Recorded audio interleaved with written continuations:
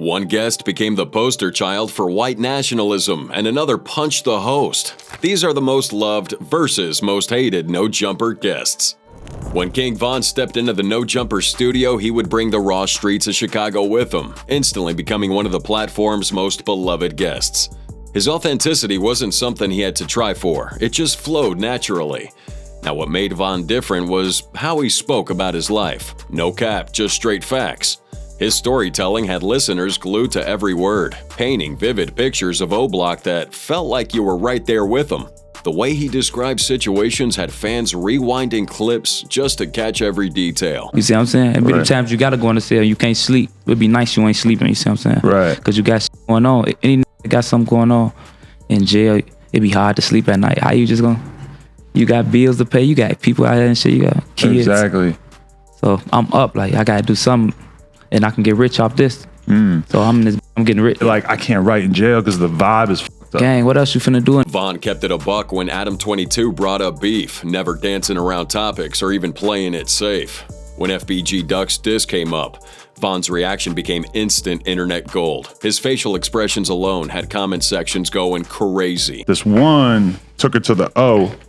You actually mentioned that a specific rapper from Chicago called a girl 6 times while you were hanging out with her. Right. It just ran. You see what I'm saying? This shit be going, man, you know.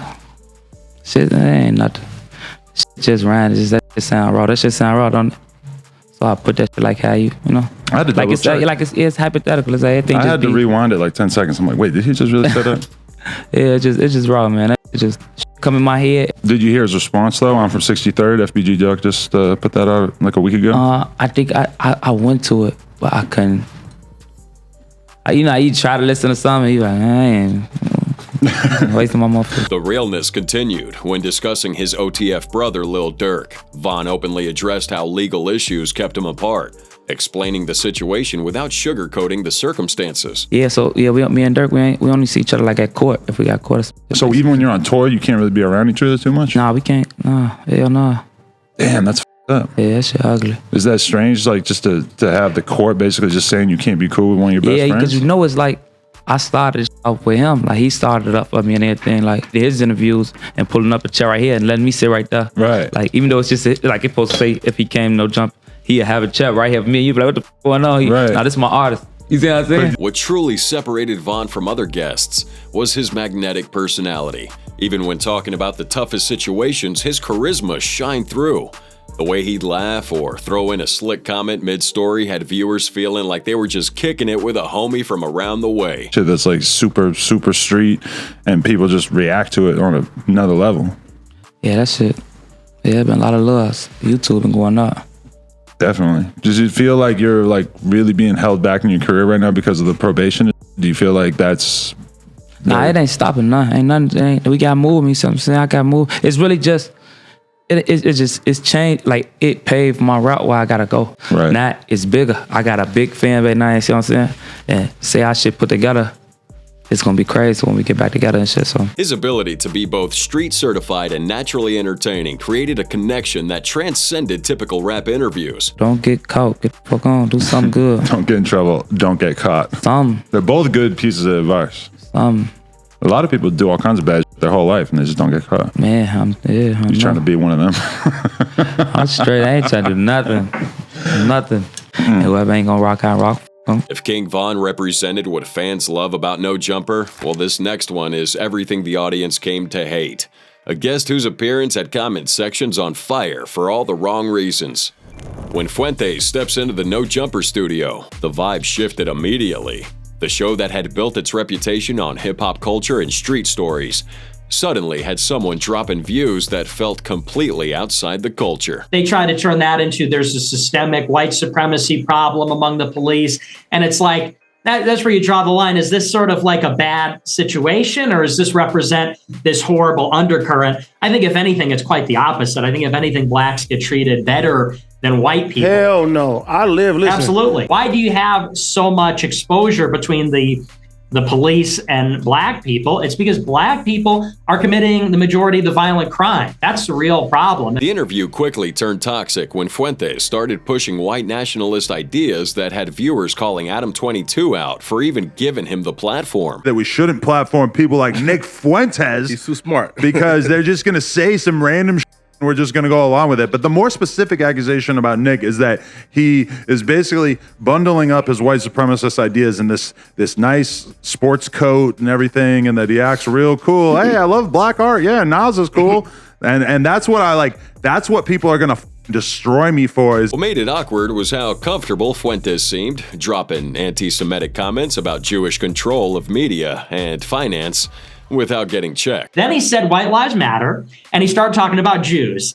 Then he lost his bank account. Then he got kicked out of stadiums. Then he got locked out of Instagram. Then he got locked out of Twitter. It's like, yeah, that kind of says where the parameters are. What's the line you can't cross? Everybody knows it's Jews. The backlash was immediate and intense.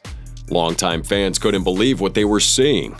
A show that came up in the hip-hop world was now given airtime to someone whose views directly opposed everything the culture stands for. The fallout from this interview wasn't just about one bad guest. It sparked a larger conversation about NoJumper's direction. Day One supporters started questioning if this podcast was switching up on them, trading its roots for controversial clicks. And what made this situation even more disappointing for longtime viewers was really seeing how far the show had strayed from the authentic conversations that built its name in the first place. But if you're thinking that interview was wild, wait until you hear about someone who connected with NoJumper viewers through authenticity that can't be faked, and a story everyone wants to root for. Raheem the Akiway connects with NoJumper viewers through authenticity that really can't be faked. From the moment Raheem steps into this studio, the energy was electric. Here's a guy who went from making sandwiches in a bodega to becoming a viral sensation just by being himself. You're just working there, and then all of a sudden you start on social media and you're bringing in a ton of customers. So your family must have been looking at you like, what's going on? Like all of a sudden it's like you're worth a lot more to them because you're better than just putting the sprites on the shelf all of a sudden. It's like, no, you got a real ability to bring customers in on a different level, and I'm sure they're seeing it in the cash register every night. What made Raheem's interview hit differently was hearing the real story behind the Akiway, a Muslim immigrant grinding daily in New York. Yeah. I'm assuming this says Akiway, Arabic, and English. Yeah, that's what whoever designed this. Wait a minute. 10 out of 10. It's just Arabic characters that look like the letters in Akiway. Exactly. So what does it actually say? Akiway. Akiway, brother. Brother way, yeah. Wait. The interview got real when Raheem broke down his come-up, explaining how he went from serving regular customers to making sandwiches for artists like DJ Mustard and Ty Dolla $ign. Even Drake would show love to his content. Every day I wake up, the first thing I say, Alhamdulillah, thank you God, all praise to Allah, Yeah. I thank him for making me wake up and my energy come fullest. Like, hey, today I'm gonna meet new people. Today I'm gonna be at my job making different types of sandwiches. Yeah. I keep thinking of creating all different types of sandwiches. I hope it will never come a day that I won't have no ideas. Who's the most famous person that ever came in? DJ Mustard, Ty Dolla $ign. Wow. Oh, all the way from the West Coast. Yeah. The West Coast is with you, man. I had Drake hit me up. Unlike guests who come with manufactured personalities, Raheem's approach to life vibed the hustle mentality of NoJumper's core audience, starting each day with gratitude while putting in that work behind the counter. That's a vibe anyone trying to build something from nothing can feel. And while Raheem's out here hustling, Bonk's 2018 appearance became legendary for all the wrong reasons, cementing him as one of the show's most infamous guests. Known for his wild social media stunts that often crossed the line into straight-up theft and property damage, Bonk showed up to Adam 22's studio completely gone off whatever he was on. Even though my Instagram been deleted, I've been on Twitter. Well, that's good. And my Twitter is popping. I'm gonna have to check that out. I've been putting some pornos on Twitter. The situation gets real uncomfortable real quick. Viewers watch as Bonk could barely form sentences, nearly falling out of his chair a couple times, and would keep hiccuping throughout what was supposed to be a professional conversation. Do that. It's illegal. You won't get any deletion issues. I know I can for sure. For a fact. Get out there. Slang that iron. The hiccups I got is getting on my nerves. Yeah. You can say that again. Adam 22 tried to keep the interview on track, but things hit rock bottom when this happened. Shout out to the homie Boonk. Oh my God. Help me with this nigga. Okay. Alright. Your face shape. For many viewers, this one represented everything wrong with clout-chasing culture. Someone who'd built a name off destructive behavior, showing up completely twisted, and then refusing to take accountability. If I get puked on, that's the ultimate thumbnail. Bro, don't puke on me neither. Nah. Look at the camera. Look at the camera. That way. That's good. No, but that's good. Yeah, that's good.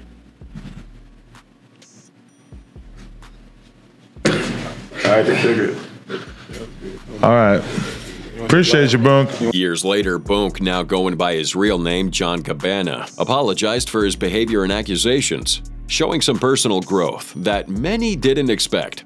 But that original interview remains burned into NoJumper history as one of the most uncomfortable moments ever captured on camera. Since I became this public figure, I promoted a lot of inappropriate things which I am not happy of, because when I'm dead and gone, that's not what I want my legacy to be. That's not what my kids to go back and see their father as. And I won't make any excuses for myself because I am an adult and I know what's right from wrong.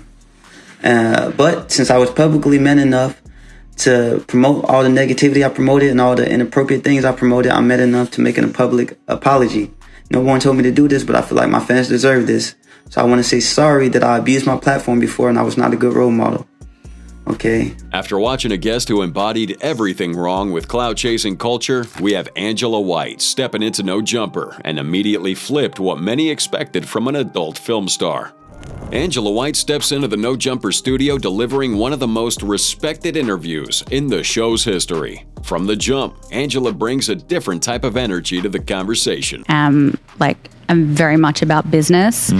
I take it seriously. I take it seriously as a job. I take it seriously that I'm a sexual athlete. I take it seriously that it's not a party. Now, what separated her interview from the typical adult sit-down was how she broke down the business side of things. She wasn't just in front of a camera. She was directing, producing, and building an empire that's earned her record-breaking success and mad awards along the way. And then we go to the awards show and you just win every award. And I remember me and my girl being like, we gotta view more of her content. This is insane. You just dominated. My directing is more, and producing is more like, okay, I'm going to control the location, choose my makeup artist, choose my photographer, choose my videographer, choose my wardrobe, choose the vibe, choose my partners. So I'm in control of all of that. The conversation hits different when Angela switches lanes to discuss her work with sexual education and her role as a spokesperson for the Australian Sex Party. Viewers who tuned in expecting simple industry talk instead would get schooled on politics and advocacy work that most didn't even know was happening. I was asked by the Australian Sex Party, which is a legitimate political party in Australia. They've actually changed their name now. I can't remember. So for the record, we have two parties. And you guys have so many parties that you can just have the sex party. Yeah. Must be nice. Yeah, the Australian Sex Party. So they asked me to run because I ran in the seat of Richmond. The reason it doesn't work is that it makes sex work unsafe for the women involved. So regardless of what you think of sex work, if your type of feminism is that you believe that it's degrading to women, the reality is if you're a feminist, you should care about the safety of the sex workers involved. And what shutting work does is push it underground. So it makes it less safe for the women involved. Angela kept it a buck when sharing stories from her career, including the wild tale about her worst experience hooking up with a fan. Yeah, I know. I've 3 fans. So fan on what level? Like he was waiting in line at the shop? Yes, oh, yes. okay. Okay, so he was legitimately a fan. I met him at an expo. It was at Expo in Australia. The whole thing was a disaster by the Oh, really? Yes. What really had the comment section showing love was how Angela navigated complex topics with intelligence and zero filter. But now this next guest showed exactly how to kill the vibe and turn an interview into a straight-up disaster. When Shane Dawson pulls up to NoJumper, he brings a controversy with him that has the internet already given side eyes before the cameras even started rolling. This wouldn't be your regular YouTube drama. We're talking about a history that included blackface, racial slurs, and cracking jokes that crossed every line possible. Hey, where's JT? It was time to let go of him. And I just wanted to let you know that I, Liberty Van Fett, am choosing you to be my new object of affection. What really had the fans pressing the dislike button was Shane's history of wild, inappropriate comments about minors. The receipts were everywhere, from calling a 6-year-old cheerleader sexy to that infamous clip where he pretended to do something disgusting to an 11-year-old Willow Smith's poster that had her whole family calling him out.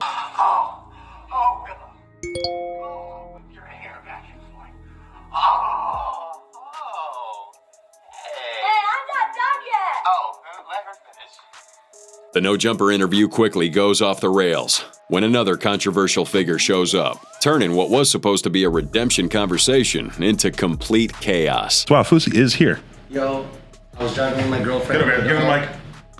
Please get a f***ing chair. I just want to watch. Shane. After watching that interview crash and burn, we gotta switch gears to one of NoJumper's most loved guests, who brought nothing but real energy to the set, Franzilla of Attila. When Franzilla, born Chris Franzak, steps into NoJumper, he came in with that different type of vibe that had the audience locked in from minute one. What made him connect with the audience was his crazy come-up story. Bro's out here touring since he was basically a kid, taking over Warped Tour and building his name into the metal scene, while most teens were still trying to figure out their high school drama. Since I was 16 years old, we've been touring nonstop, like at least 6 to 8 months out of the year. I'm unlike anyone else. I have a work ethic that no one in music really has, like no offense to everyone else, oops. But no, I grew up as an entrepreneur and I always knew how to like hustle and make way for myself. My parents told me from day one, like, we're not going to give you anything. Like, if you want something, like, work hard, get it. And I appreciate that. The interview hits different when Franzilla starts breaking down his business moves. This guy's not just making noise and music. He was stacking paper with his Stay Sick Records label, clothing line, and even an OnlyFans account that was bringing in some serious bags. You have to have multiple sources of income, and it doesn't have to mean like, hey, follow my blueprint, like start a clothing company, start an OnlyFans. It could mean anything. Like some people are good at making graphic designs. That's something you can do while you're on the road. Pop your laptop open, make graphic designs. Some people can do video editing, lyric videos. Like some people can be a producer on the side when they're home. Like literally just figure out a way to make extra sources of income beyond music. That hustle mentality resonated hard with his viewers, who appreciated seeing somebody win on their own terms.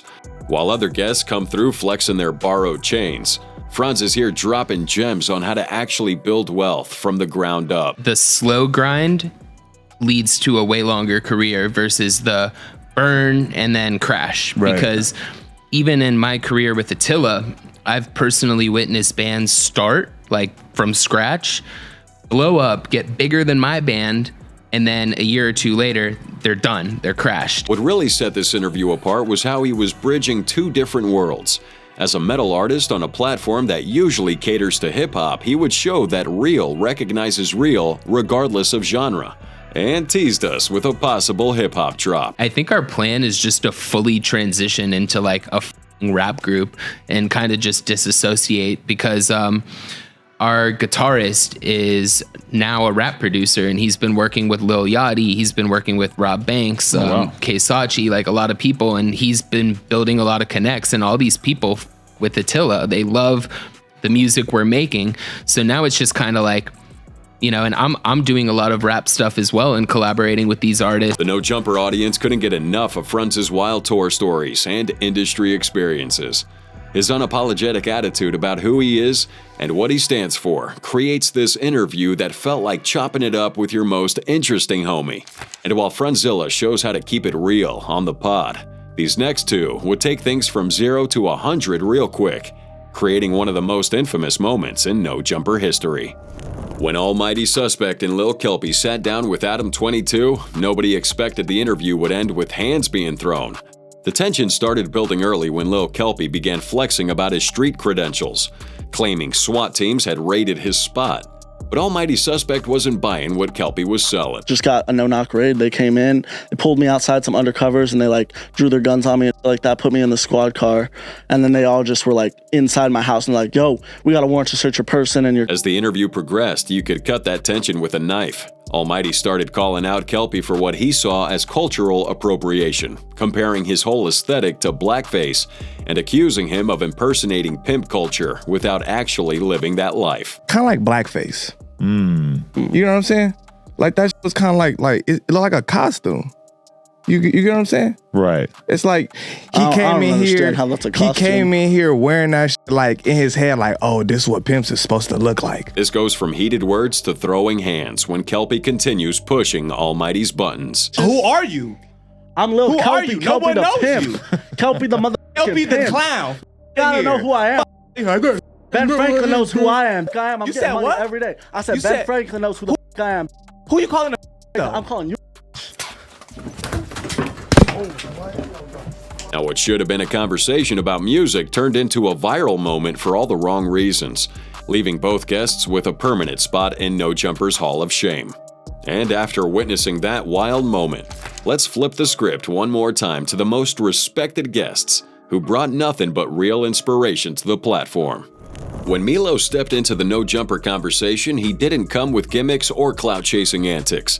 Instead, he brought a story of transformation that had viewers in their feelings from start to finish. What made Milo connect with the audience was his unfiltered journey from the trenches to legitimate success. Homie's out here running trap houses and hustling in the streets way before deciding that it wasn't the path he wanted to stay on. Right when I graduated, I just started selling coke. So I just graduated to selling coke. For real, like. Was that because you were using it, or did you just see like where I'm need? from is like more of a rural area, a little bit outside of Santa Rosa, and it's like super low income. So the only influences I had growing up were really like the drug dealers in my area, a lot of like meth dealers, and that's who I looked up to as a kid. I was like, those are the niggas doing it. They had the cars, they had the clothes, you know, like they was doing it. It didn't work out. Always, I had to sometimes get like little jobs here and there. I was like a server, bus driver. I did a bunch of little jobs.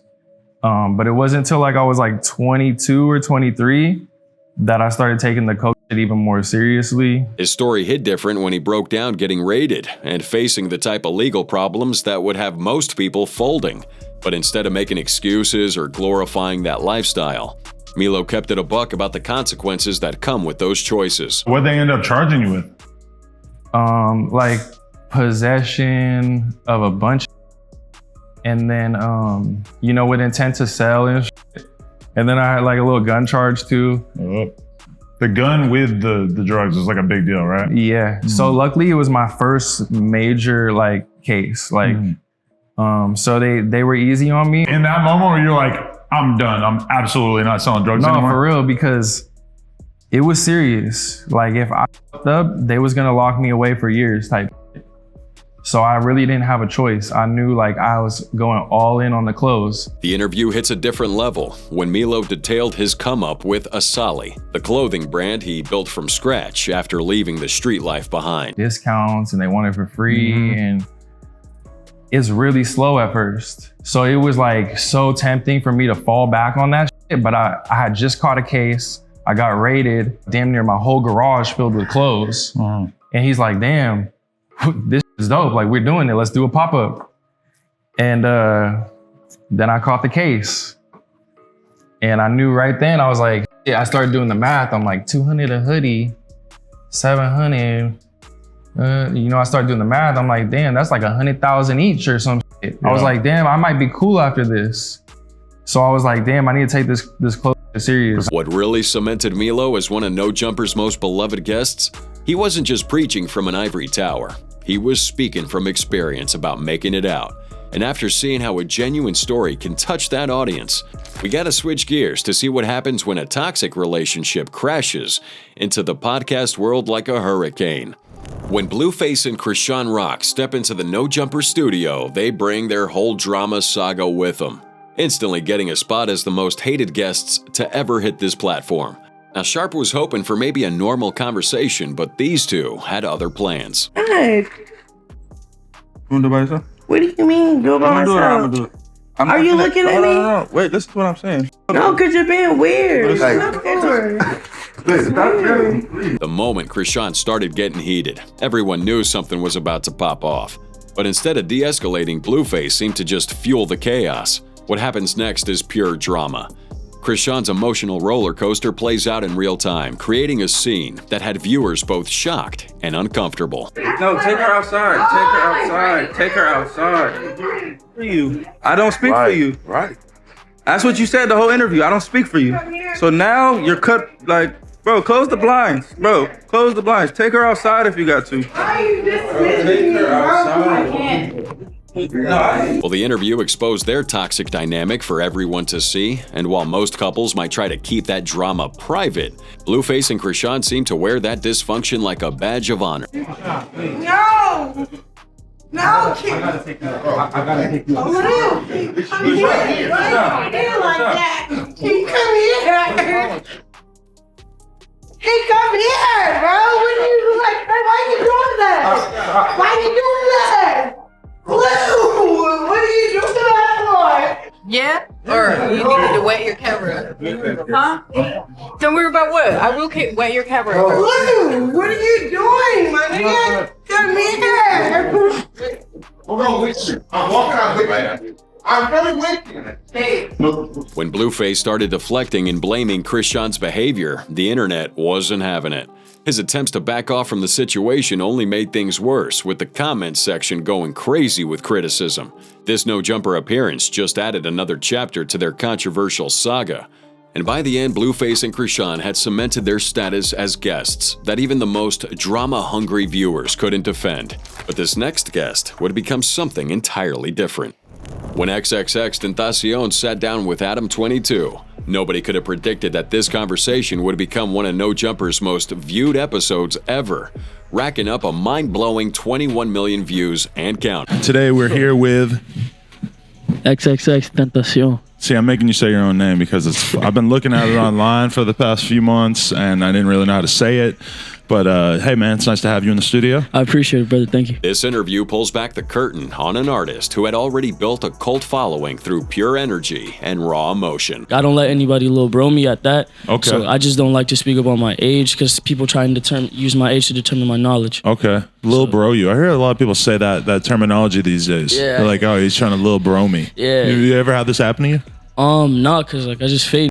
Why, you're a fighter? You've been getting in a lot of fights? Bro, I've been fighting since I was a kid. Now, some other rappers might flex their success, but X is opening up about his troubled past and personal problems in a way that connects with millions who were going through their own battles. Me and my mom went through it hard. Like, my mom was just in situations where she couldn't take care of me. You feel me? Like, on drive-bys on me when I was like a jit type shit.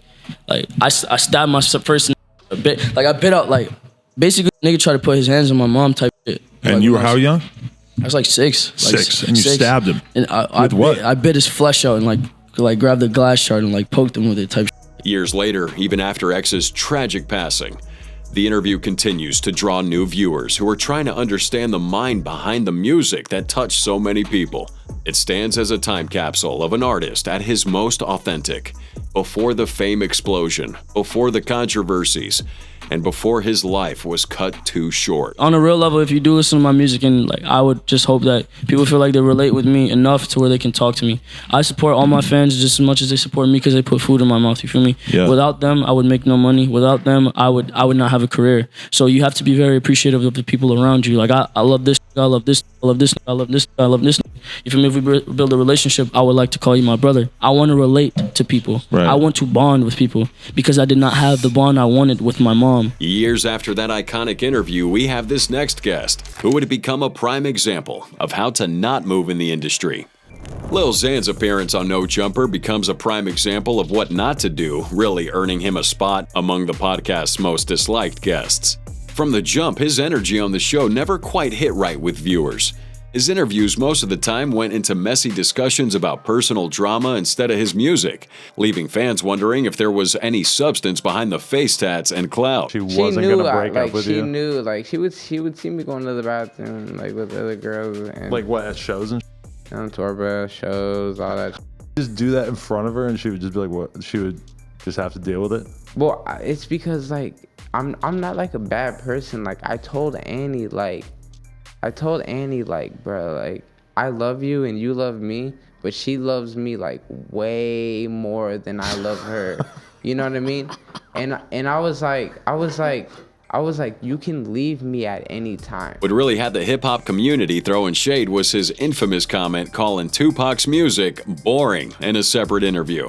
For a young artist still trying to build buzz, disrespecting a legend like Pac was a major L that followed him straight into the NoJumper studio. It was boring music. The situation got extra hot when Zan used NoJumper as a platform to spill tea about the controversial saga with his ex, Annie Smith, and the alleged fake pregnancy drama. I saw two fake pregnancy strips, like that I'm high as fuck. I'm sorry. No, it's like okay. off weed, kush. Right. I saw two pregnancy tests with the line that said you're pregnant, and I was like, okay, so she's definitely pregnant. You know what I mean? But I mean, I didn't watch her pee. Outside the podcast, Zan's wild behavior would keep making headlines for all the wrong reasons. When footage drops of him wilding out at a Boston club, hitting a fan with a mic and kicking him in the head, it would only show why so many of us weren't feeling his vibe.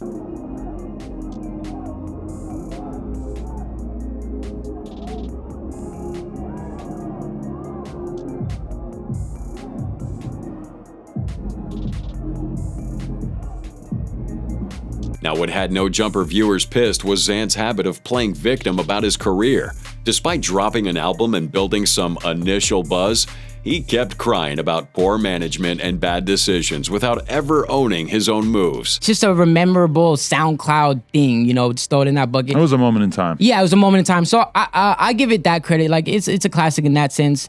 It was just mismanaged, you know, bad engineers on it, bad communication. It was just, that album was just everything of bad communication, just mental instability just put together. And now, while Lil Xan became the poster child for everything sus about certain new school artists, 1090 Jake brings a different type of energy to NoJumper.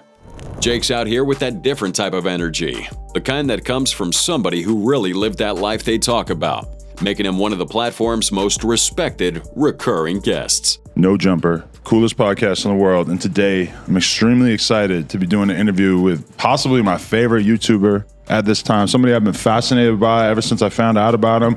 I really believe one of the best voices coming up out of this sort of prison YouTube world, but has definitely become something a lot bigger than that. Today, we're sitting down with the one and only 1090 Jake. Sir. My guy, how you doing? Man, I'm doing good, bro. I appreciate you bringing me out here. As the face of prison YouTube, Jake carved out his lane by breaking down street politics and prison culture with no filter. His background as a white man who was affiliated with the Bloods in the Florida prison system gave him a perspective that most podcasters couldn't touch. In Florida, we have youth offender prisons.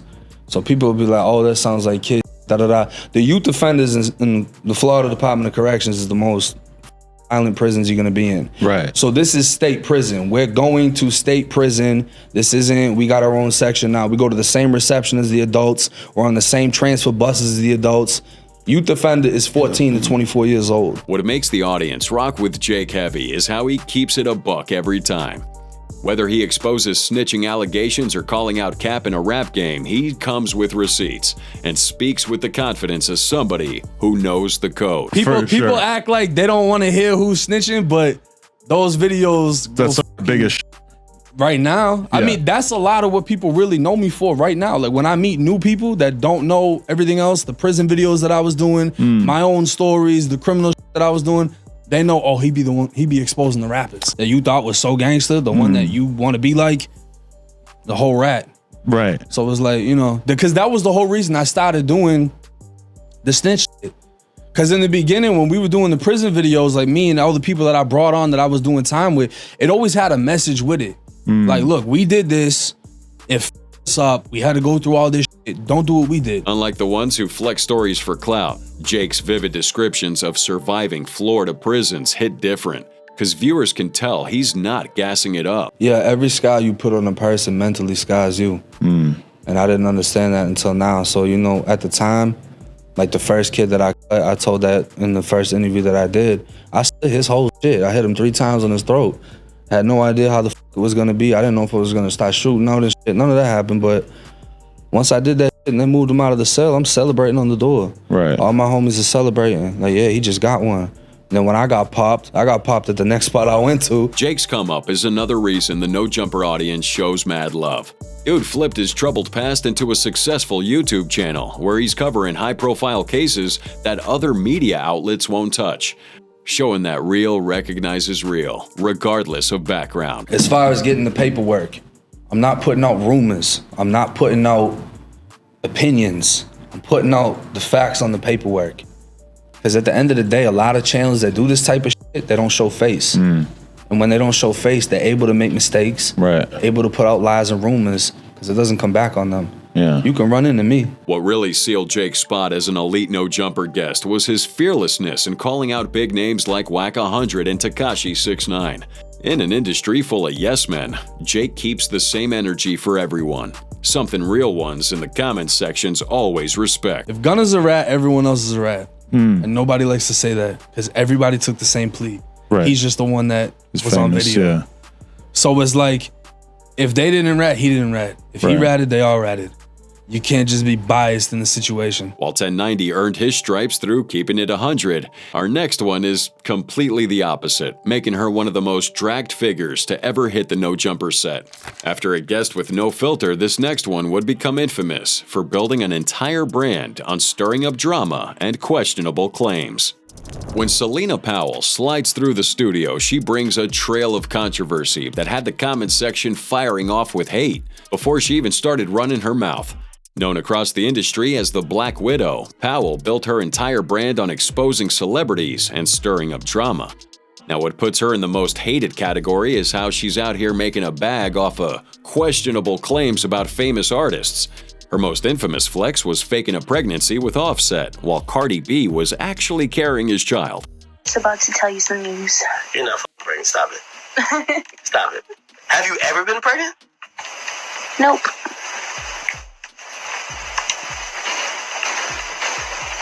I've had pregnancy scares. Yo, Offset probably want to catch a fade with you so bad, yo. He probably... I love that shit. I'll fight Cardi. Why not? She can line up. She can get it. With each appearance, the comments fill up with viewers questioning her credibility and wondering why she continues to get airtime. Oh, I with Diddy. I'm trying to no his meet freak whether offs you too. meet What's and up? Diddy. You're still down. Also, Yeah, you didn't attend I to don't him think and he did Diddy nothing sessions. wrong. Did he do anything wrong? Like creep what? He hasn't been charged yet. I don't. But no, like wrong. Like what's wrong with having some freak offs? Now, how many is anybody in particular after you exposed them still tried to come back and get some? Yeah, Snoop, everyone. Yeah, we're not No one doing is- that. Come on, Not Snoop is my baby. Things got even messier when Powell eventually switched up on Adam 22 himself, accusing him of trying to damage her reputation. Her account has since been suspended. What really had viewers feeling some type of way about Powell is the perception that she's willing to say or do anything for attention, even at the expense of others' relationships and reputations.